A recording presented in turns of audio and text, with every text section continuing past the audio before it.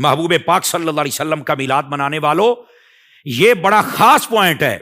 आप देखें बसा औकात लोग जब मकसद पे बात करते हैं ना तो वो तवाजुन बरकरार नहीं रख सकते। वो पता क्या कहते हैं, तुम इतनी झंडे झंडियां लाइटें कर रहे हो, जुलूस और लंगर पका रहे हो, XYZ, जैसे अमूमी तौर पर ये साल के बाद ये एतराजात की एक बड़ी लंबी चौड़ी लिस्ट हमारे सामने आ जाती है।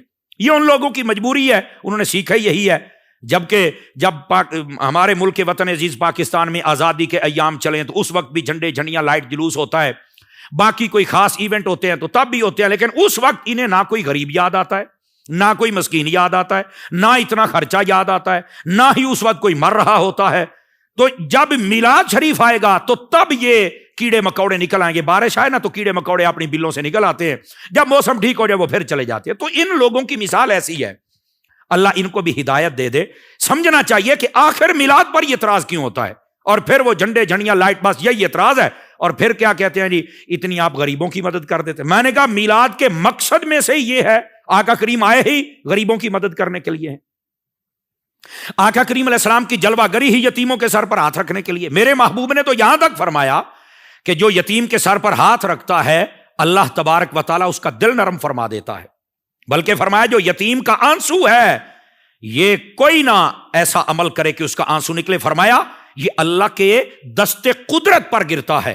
और फिर अल्लाह पूछता है कौन है जिसने यतीम को रुलाया है। ये आप तफसीर रूहुल बयान पढ़े, वद्दुहा की तफसीर, तो आपको पता चले। तो मैं बात जो आपकी खिदमत में कर रहा हूं, हमारे नबी पाक अलैहिस्सलाम के तो मिलाद का मकसद ही ये है।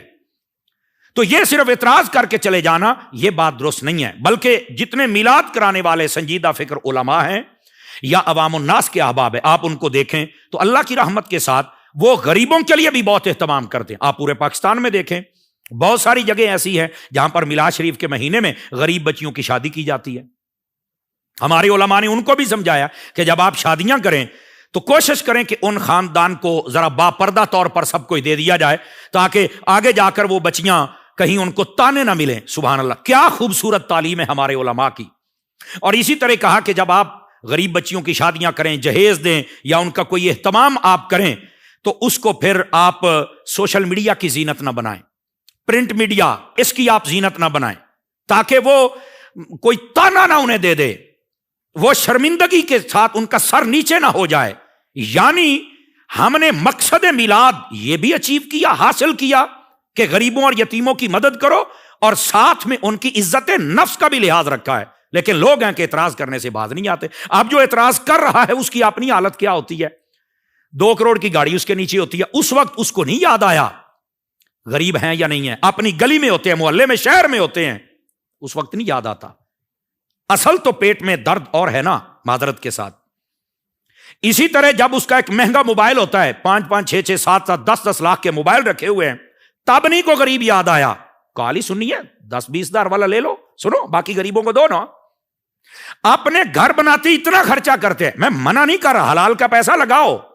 लोग तो वाशरूम बनाते हैं, 3-3 लाख रुपया खर्चा करते हैं। भाई गरीब का तो 50 हज़ार में पूरा मकान बन जाता है, और अब महंगाई का दौर है, शायद 1-1.5 लाख में उसका मकान बन जाए तो वो गुजारा कर लेगा। तो इतना खर्चा करते हो यार, उस वक्त गरीब क्यों नहीं याद आता।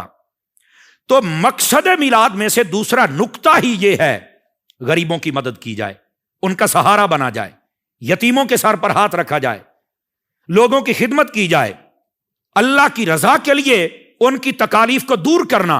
ये सारी की सारी बातें ये मकसद मिलाद में से, और अल्लाह की रहमत के साथ हम इसकी मिसालें आपको दे सकते हैं, और मैं दे रहा हूं।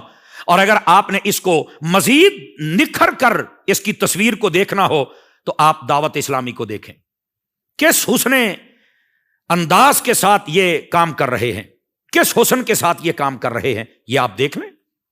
मिलाद शरीफ की बरकत जब आती हैं तो ये सब कुछ सबको मुयस्सर आती हैं। लोग आंखें बंद कर ले तो वो एक अलग बात है, सिर्फ तनकीद ही ना सीखा करें, को तामीरी काम भी जरूर किया करें।